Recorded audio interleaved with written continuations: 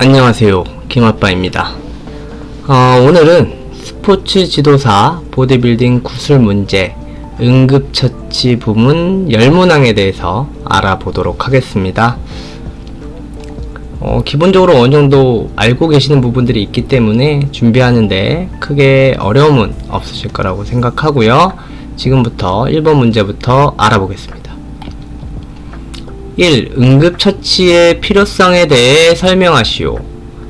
갑자기 발생한 외상이나 질환에 대한 최소한의 긴급한 처치이다. 응급 환자의 생명을 구하며 통증의 감소 및 장애를 방지하여 치료기간을 단축한다. 그러한 이유로 응급처치가 필요하다라는 거겠죠. 2. 응급처치의 중요성에 대해 설명하시오. 1. 환자의 생명을 구하고 현 상태를 유지한다. 회복한다가 아니고 유지한다입니다. 2. 상태의 악화를 방지하고 고통을 줄여준다. 3. 치료 기간과 입원 기간을 단축해준다. 그리고 4. 의료비 지출을 감소해준다. 가장 중요한 건 생명을 구하고 현 상태에서 악화되지 않도록 해주고 그러면서 고통을 줄여주고 치료기간과 입원기간을 줄여서 의료비 지출을 줄여준다. 다음 3번 응급처치 시의 기본 사항에 대해 설명하시오. 1번 위급상황인지 인지를 하고 행동을 결정합니다. 그리고 그 다음에 바로 급하게 119 신고 후에 위치까지 설명을 잘 해주고요. 3. 119 현장 도착 전까지 응급처치를 시행을 해주면 되겠습니다. 바로 신고하지 않고 위급사항인지 인지를 확인하고 행동을 결정하면 되겠습니다. 4. 응급처치 시 지켜야 할 사항에 대해 설명하시오. 총 5개고요. 처치자의 안전을 확보한다. 가장 중요하죠. 제가 이 응급 환자를 돌봄에 있어서 위기에 처하면 안 되기 때문에 처치자의 안전도 반드시 확보되어야 되고요. 그리고 침착하게 중증 환자부터 우선 처치를 합니다. 다행일 경우에 위급한 부분부터 우선 처치를 하고 생사에 대한 판단을 제가 직접 하지 않습니다. 시행자가 판단하지 않고요. 의약품을 사용하지 않고 검증되지 않은 민간요법은 사용하는 걸 금지하고 있습니다. 그리고 전문 요원에게 처치를 맡기면 되겠습니다. 5. 응급상황 시 행동 요령에 대해 설명하시오. 총 3단계고요. 현장 조사, 현장 상황과 부상자를 확인합니다. 그리고 119나 응급의료기관에 신고해서 연락을 하고요. 그다음에 처치 및 도움을 해서 부상자를 돌보면 되겠습니다. 자, 6번 의식이 있는 환자의 응급처치법에 대해 말하시오. 먼저 의식이 있는지 없는지 유무를 확인하고요. 환자의 목격자에게 상황을 물어봅니다. 어떤 상황이었는지. 그래서 환자를 전체적으로 살펴본 후에 움직일 수 있다면 편안한 자세를 취하게 하고요. 추가 처치가 더 필요한지 물어보고 119 신고를 결정하면 되겠습니다. 의식이 아무래도 있기 때문에요. 적극적인 어떤 본인의 개입은 필요치가 않습니다. 7번 의식이 이번엔 없는 환자의 응급처치법에 대해 말하시오인데요. 전반적인 단계는 이러한 단계로 진행이 되겠습니다. 의식을 확인하고요. 응급의료기관 119에 신고를 바로 해줍니다. 의식이 없다라는 가정하겠죠. 그리고 호흡을 하고 있는지 확인을 하고 바로 흉부압박 30회 그리고 기도 개방을 해서 인공호흡 2회 이걸 계속해서 순환해 가면서 확인을 하는 단계가 되겠습니다. 군대에 다녀오신 분들이라면 구급법 다들 배우셨죠? CPR 다 배우셨기 때문에 그걸 상기시키면서 하시면 될 것 같아요. 1번 의식 확인 두들겨서 환자가 의식이 있는지 없는지 말을 걸면서 확인을 해봅니다. 그래서 의식이 없는 경우에는 바로 인접자에게 119 신고 요청 아무도 없을 시 즉시 바로 그냥 심폐소생술을 먼저 진행을 합니다. 골든아워가 있기 때문에요. 바로 심폐소생술을 진행을 해주고요. 호흡을 확인합니다. 그래서 흉부압박 30회 손바닥을 겹쳐서 수직으로 편 후에 흉골 위에 두고 5에서 6cm 깊이로 분당 100에서 120회 속도로 30회를 압박해 줍니다. 30대 2 법칙이죠. 30번 2번 그렇게 해서 진행을 해줍니다. 기도 개방을 해준 후에 인공호흡을 해주는데 기도 개방은 한 손으로 이마를 대서 제끼고 나머지 손으로 검지와 중지를 환자 턱에 대서 머리를 누르면 턱이 들어 올려져서 기도가 자동적으로 개방이 되겠습니다. 그러니까 한 손은 이마에 대서 눌러주고 한 손은 입을 벌려주시면 되겠죠. 이물질이 보일 경우에는 제거를 해주지만 그게 아닌 경우에는 바로 인공호흡 2회를 깊게 해주시면 되겠습니다. 그리고 호흡, 기침, 움직임이나 맥박 예보가 없다면 다시 흉부 압박으로 돌아가서 동일한 단계를 진행해주면 되겠습니다. 8번 골절상 환자의 응급처치법에 대해 말하시오. 뼈가 부러진 거죠. 그래서 부목을 이용해서 해당 부위가 움직이지 않도록 고정을 해주고요. 다친 부위를 심정보다 높게 올려주면 되겠습니다. 다음으로 깨끗한 거즈나 수건으로 상처 부위를 압박을 해서 출혈이 있다면 지혈을 해주면 되겠죠. 9번 출혈이 있는 환자에 대한 응급처치법에 대해 설명하시오. 피를 흘리고 있는 거죠. 자, 상처의 범위와 정도를 먼저 평가를 합니다. 확인을 하고요.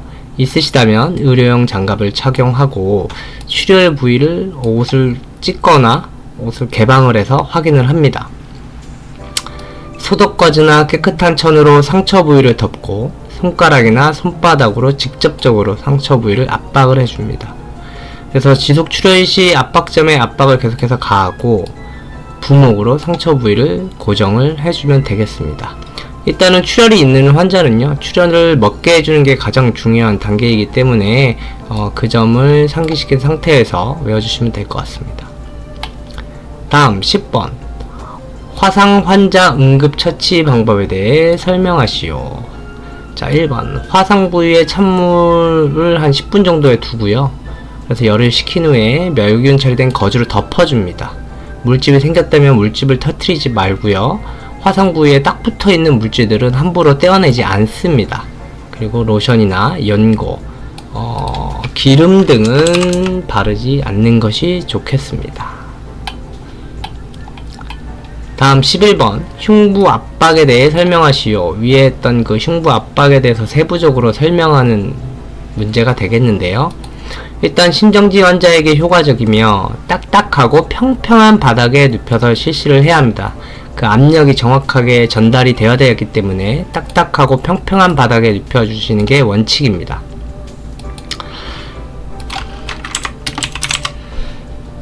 1. 위치는 복장뼈의 1분의 2 아래 지점이 되고요. 깊이는 최소 5cm에서 6cm로 깊이로 눌러주셔야 합니다.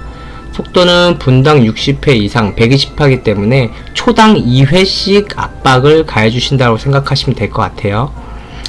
압박과 인공호흡, 압박은 30회, 인공호흡은 2회 30대 2로 진행을 해주고 압박과 이완의 비율은 50대 50 완전히 누르고 완전히 떼지는 게 50대 50 반반이 돼야 된다라는 소리입니다. 방법은 깍지를 껴서 팔은 수직에 두고 흉골 아래쪽 절반 부위에 깍지 손바닥을 대고 체중을 실어 손이 굽혀지지 않게, 팔이 굽어지지 않게 해서 100에서 120회 압박을 실시해주면 되겠습니다. 12번 라이스 처치법에 대해 설명하시오. RICE 처치법인데요. 이 네 가지 방법에 대한 앞글자를 딴 방법입니다. 휴식, 얼음찜질, 압박해서 거상 해주는 방법을 얘기하고 부상 후 48시간에서 72시간 이내에 조치를 해주는 처치법이 라이스 처치법입니다. 쉬고 얼음찜질하고 압박하고 거상하는 방법입니다. 다음 CPCR에 대해 설명하시오. 심폐, 뇌소생술로 호흡 및 순환 기능을 회복시켜 뇌로 산소를 공급해주는 겁니다. 기도 확보를 해주고요. 유지해서 호흡을 보조해서 순환 보조의 단계로 진행하는 단계를 얘기합니다.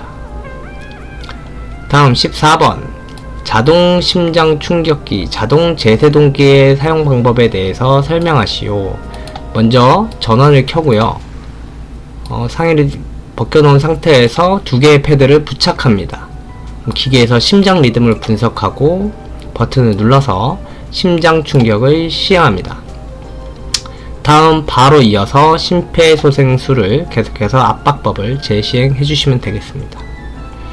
15번 심폐소생술을 중단해야 하는 경우에 대해 설명하시오. 총 3가지가 이유가 있는데요. 현장이 안전하지 않을 경우, 그리고 보호자가 유보를 요청한 경우, 환자 의식이 돌아온 경우가 되겠습니다. 16번 체온이 올라가는 이유에 대해 설명하시오. 박테리아나 바이러스 감염에 대항하는 방어 기제이고요. 면역 체계가 제 역할을 하고 있다라는 표시입니다. 아무래도 이러한 어떤 균들이 감염이 됐을 때 우리 몸에서 이제 싸우는 중이라고 생각하시면 되겠죠. 그래서 그 반증이 체온이 올라간다 라고 인지를 하시면 될 것 같습니다. 다음은 17번 기도 폐쇄와 응급처치에 대해 설명하시오. 기도 폐쇄와 응급처치에 대해 설명하는 건데요. 기도 폐쇄, 음식물 조각이나 이물질이 기도를 막아 호흡곤란이 발생된 걸 얘기합니다. 그래서 이런 경우가 발생했을 때는 의식이 있다면 부분 기도 폐쇄가 된 걸로 판단을 해서 기침을 유도하고 119에 신고를 합니다. 말을 못하는 경우가 되겠죠. 완전 기도 폐쇄가 됐을 때는 119에 바로 신고를 하고 하임리히법을 시행을 하면 되겠는데요. 하임리히법은 한 손은 주먹, 한 손은 그 주먹을 감싸쥐고 기도가 폐쇄된 분의 배꼽과 명치의 사이를 두고 밀어 끌어올려주면 되겠습니다. 약간 백허그 형태에서 끌어올린다라고 보시면 되고요. 환자가 의식이 없다 하면 바로 심폐소생술부터 진행을 해주면 되겠습니다. 다음은 18번 쇼크의 종류에 대해 설명하시오. 총 쇼크의 종류는 3개가 있고요. 쇼크라는 것은 장기로 가는 혈류가 적어 산소 공급이 감소되어 장기 손상 및 사망을 초래하게 된다는 겁니다. 결국 몸에 피가 순환이 되어야 하는데 그 순환이 되지 않기 때문에 산소 공급이 줄어들게 되고 그래서 장기 손상이나 사망을 초래한다는 겁니다. 총 3가지의 쇼크는 심장성 쇼크와 혈액량 감소 쇼크와 분포성 쇼크로 볼 수 있습니다. 심장성 쇼크는 심장의 기능이 부족해서 쇼크가 생긴 거고요. 피가 돌지 않았다는 거겠죠. 혈액량 감소 쇼크는 혈액의 기능이 부족하여서 발생되는 쇼크. 분포성도 혈관이 확장되어 상대적으로 혈액량이 감소되어 유발되는 쇼크가 되겠습니다. 다들 어떤 혈관, 혈액, 피와 관련된 것들이기 때문에요. 어떤 차이점이 있는지 보시고 외우시면 되겠습니다. 다음 19번 쇼크 환자 응급처치 방법에 대해 설명하시오.